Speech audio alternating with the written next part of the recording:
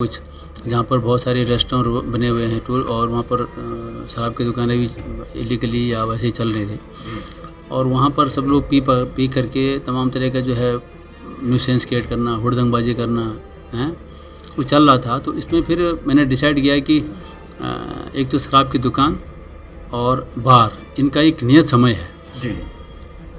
तो वो उस समय पर आवश्यक रूप से बंद होना चाहिए। दूसरा कुछ दुकानें ऐसी थीं जो शराब पिलाने की व्यवस्था कर रहे थे जी। तो वो उसके कारण भी जो है व्यवस्थाएं ख़राब हो रही थी। इसलिए हमने डिसाइड किया कि उन पर लगान लगाया जाए। और ये लोग क्या करते हैं कि रैश ड्राइविंग करते हैं, शराब पी के वाहन चलाते हैं। अपने लिए ख़तरा है ही है उनके लिए, लेकिन दूसरों के लिए खतरा बन जाता है। बिल्कुल। और तमाम तरह का जो है वो म्यूजिक बजाना, शराब के सड़क के दोनों तरफ से शराब पीना, गाड़ी में बैठ कर शराब पीना, म्यूजिक बजाना, ये चल रहा था। इसको हमने नियंत्रित किया और इसमें कार्रवाई भी चल रही है। इसमें कन्फ्यूजन लोग भ्रांति फैला रहे थे कि मैंने सभी दुकानों को बंद करने के लिए कहा है। ऐसा नहीं है। जो भी दुकानदार या आपके रेस्टोरेंट वाले हैं या कोई भी है, अगर शराब इलीगली अनाधिकृत रूप से शराब बेचने का काम कर रहा है और वहाँ न्यूसेंस क्रिएट करने का प्रयास कर रहा है, या जो आपके जो बार हैं, शराब की दुकानें हैं, अगर नियत समय से के बाद भी वो खोल रहे हैं इलीगली, उनको हमने चेतावनी दी थी, उनको बंद करने के हमने वो किया था। बाकी जो सामान्य दुकान हैं, जो सामान्य रूप से चल रहे हैं, उनसे हमको कोई परहेज नहीं है। वो रात भर दुकान खोले, हमको कोई आपत्ति नहीं है। और यही मैंने कार्रवाई करी और लगातार हम लोग इसमें कार्रवाई कर रहे हैं। मेरा सभी लोगों से जनमानस से निवेदन है कि आप रात को भी घूमिए, पुलिस को कोई दिक्कत नहीं है, लेकिन ऐसे हुड़दंगबाजियों से, न्यूसेंस क्रिएटरों से, रैश ड्राइविंग जो करने वाले हैं लड़के, कम उम्र के लड़के हैं, उनसे बचने की ज़रूरत है। नमस्कार, समाचार इंडिया में आपका स्वागत है। ये जो तस्वीरें इस वक्त मौजूदा हम यहाँ एसएसपी कार्यालय पर मौजूद है और हमारे साथ जो शख्सियत है, बेहतरीन शख्सियत, जो उत्तराखंड देवभूमि में किसी परिचय का मोहताज नहीं है। दलीप सिंह पंवार जी जो एसएसपी बन के और कप्तान बन के और जनता के एक रहनुमा बन के हमारे देहरादून शहर में आए हैं। चंद ही दिनों में लाखों दिलों में समा जाना इतना आसान तो नहीं होता। बहुत सारे फैसले लिए गए। जहां अपराधियों की कमर टूट रही है, वहां आम जन में बहुत सारी उम्मीदें और फरियादें जाग रही हैं। सर, सबसे पहले बहुत सारी शुभकामनाएं आपको हमारी तरफ से। सर, आपके एक फ़ैसले से कि रात को 11 बजे के बाद जो रेस्टोरेंट और बार खुलते हैं, डिस्को, उनकी पाबंदी के बाद बहुत सारे लोग बहुत सहमत हैं और काफ़ी सराहना हो रही है। सर, इस चीज़ को किस तरीके से देखते हैं?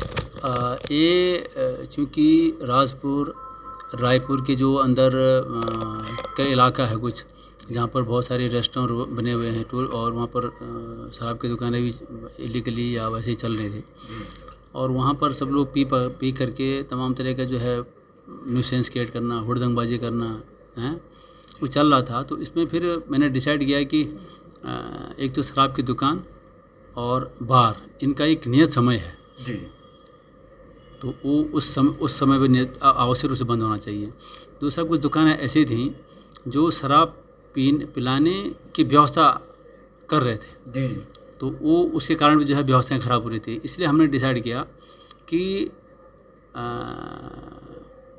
जो हुड़दंगबाजी करने वाले हैं उन पर लगान लगाया जाए।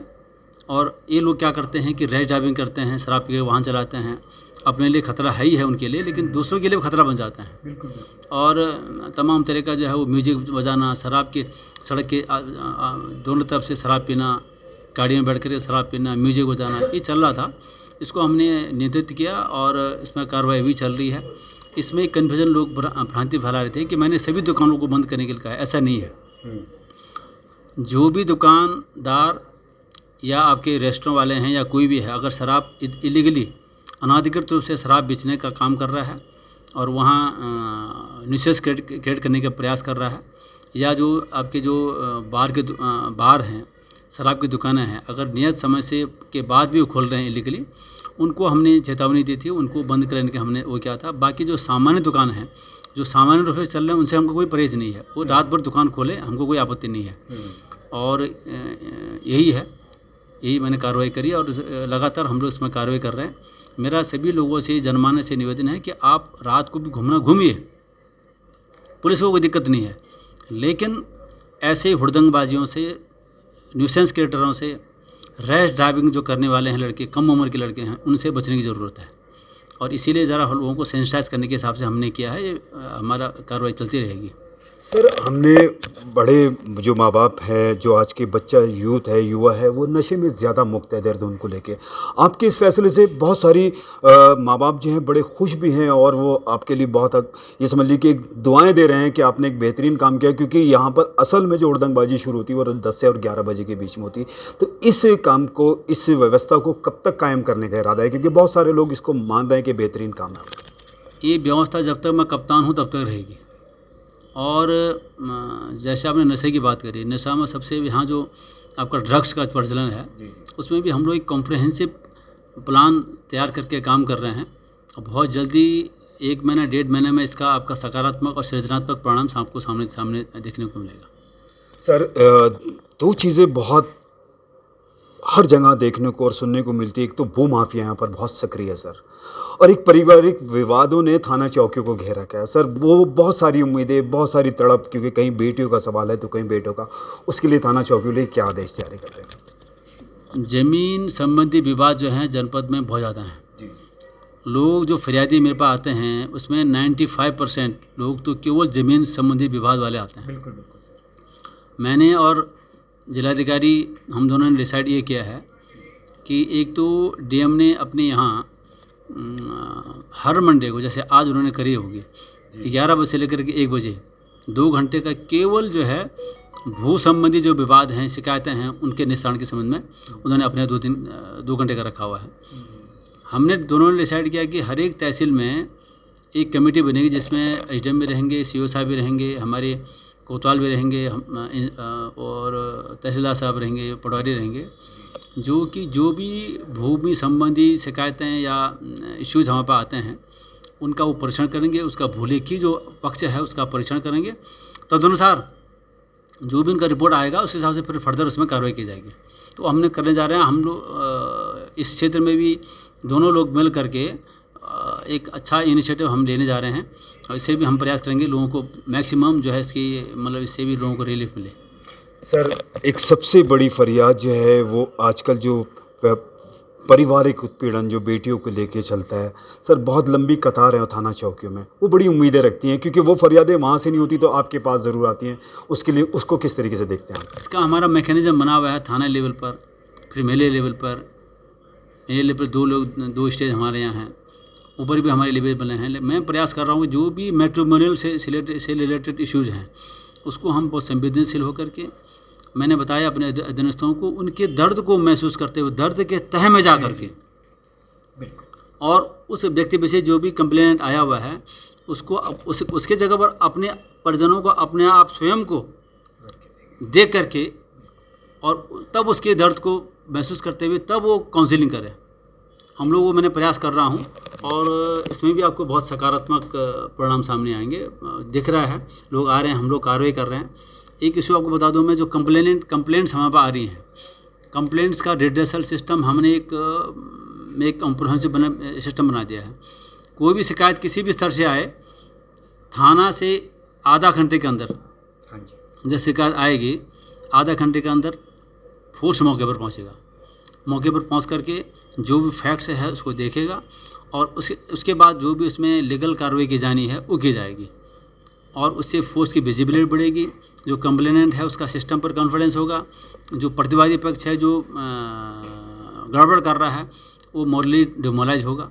तो ये हम व्यवस्था हम कर रहे हैं, और देखिए आगे आपको बहुत अच्छे परिणाम इसके सामने दिखेंगे। सर, अंतिम सवाल मेरा, भू माफिया, ड्रग्स माफिया के लिए क्या आप संदेश देंगे, क्या उनके लिए चुनौती?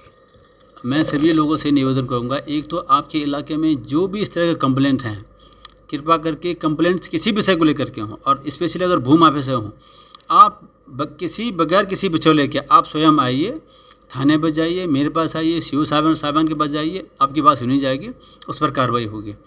दूसरा, जितने भी आपके जो ड्रग माफिया हैं, भू माफिया हैं, इनके खिलाफ हम गैंगस्टर एक्ट के तहत कार्रवाई करेंगे, और इनके द्वारा जो इस प्रकार के इलीगल और क्रिमिनल एक्टिविटीज़ के माध्यम से जो भी इन्होंने पर संपत्तियाँ मतलब जोड़ा हुआ है, उनका अटैचमेंट की कार्रवाई हम लोग करेंगे। शुक्रिया हमसे बात करने के लिए। हकीकत है कि अब अपराधियों के लिए, भूमाफियाओं के लिए और ड्रग्स माफियाओं के लिए एक बहुत बड़ी चुनौती का समय आ चुका है, क्योंकि उत्तराखंड देवभूमि में जहां यूथ को इस नशे ने तबाह और बर्बाद किया है, वहीं जो हमारे आला जिम्मेदार जब भी आते हैं इस पर पूरा मुकम्मल तौर पे प्रयास करते हैं, मगर अब के लिए ये बड़ी सख्त चुनौती है। और अब कोई अपराधी, ड्रग्स माफिया और भूमाफिया अब कप्तान साहब के चुंगलों से बच नहीं पाएगा। और हम अब माँ बापों से भी और उन यूथ से भी अपने चैनल के माध्यम से ये दरख्वास्त करते हैं कि वो अपने जीवन को नष्ट ना करें, नशे से, ड्रग्स से अपने जीवन को बचाएं, क्योंकि आने वाली जिम्मेदारियां सब उन्हीं के कंधों पर आनी है। आप देख रहे हैं नौशाद सैफी के साथ समाचार इंडिया, खबर से लेकर असर तक।